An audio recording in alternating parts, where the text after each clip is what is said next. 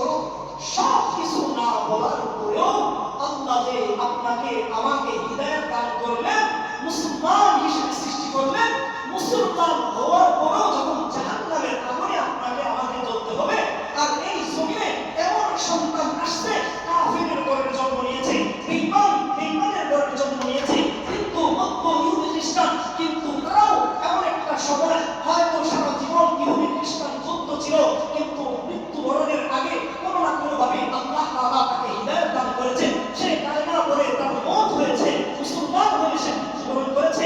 অথচ আমার জন্মগতভাবে আমি মুসলমান, আমার দাদা মুসলমান, আমার বাবা মুসলমান, আমি মুসলমান, কিন্তু মারা যাইতেছি বেঈমান হয়ে। বুঝেন নাই? এখন বলবেন বেঈমান হয়ে মারা গেল কিভাবে?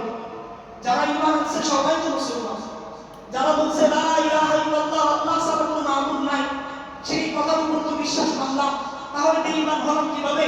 ও দোস্ত, আল্লাহ বলেন ইয়া আইয়ুহাল্লাযীনা আমানু তাকুল্লাহা হাক্কা তুকাতিহি ওয়া লা তামুতুন্না ইল্লা ওয়া আনতুম মুসলিমুন। হে ঈমানদাররা, আল্লাহ কিন্তু বলতে পারতো ইয়া আইয়ুহাল্লাযীনা কাফিরুন, কাফিরদেরকে বলতে পারতো কাফিররা তোমরা মুসলমান হয়ে যাও, কিংবা বলতে পারতো ইয়া আইয়ুহাল মুশরিকুন, হে মুশরিকরা তোমরা মুসলমান হয়ে যাও, কিন্তু আল্লাহ বললেন ঈমানদারদেরকে, ঈমানদাররা আল্লাহকে ভয় করো। আল্লাহ কিন্তু কাফিরকে বলেন নাই, বেঈমানকে বলেন নাই, আল্লাহ ঈমানদারকে বলছেন। কেন? কারণ আল্লাহ তো ঈমানদারদের পক্ষে, আল্লাহ তো চান ঈমানদারদের দিয়ে জান্নাত সুন্দরভাবে সাজাইতে, কিন্তু সারা জীবন নিজেকে মুসলমান বলে দাবি করছে, মুসলমান হতে পারে। বুঝতে পারছেন? মুসলমান কি হইতে পারে না। আমার ভিতরে নবীদের আদর্শ নাই, আমার ভিতরে সাহাবীদের আদর্শ নাই, আমার ভিতরে আল্লাহ পাকের ভয় নাই, আমার ভিতরে আল্লাহ পাকের ভয় নাই, কবরের আযাবের ভয় নাই, আখিরাতের ভয় নাই, জাহান্নামের ভয় নাই।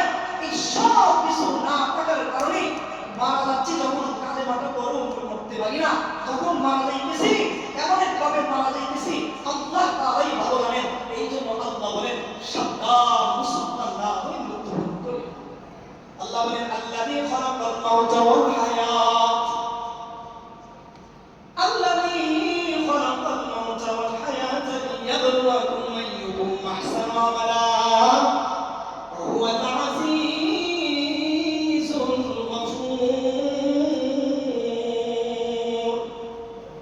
এরে নবীর উম্মতের দল, আল্লাহ বলেন যিনি মরণ ও জীবন সৃষ্টি করেছেন, আল্লাযী যিনি খালাকাল মাউতা, যিনি সৃষ্টি করেছেন মরণ, মাউতা ওয়াল হায়াত, যিনি সৃষ্টি করেছেন জীবন, লিয়াবলুয়াকুম, যেন তোমাদেরকে পরীক্ষা করতে পারেন, আইয়ুকুম কে, কোন তোমাদের মধ্যে, আল্লাহ বলেন আহসান, উত্তম, আমালা কাজে, সেটা কোন কাজ, আল্লাহ বলেন আহসান অর্থ হচ্ছে উত্তম কাজ, ভালো কাজ, আইয়ুকুম আহসান আমালা।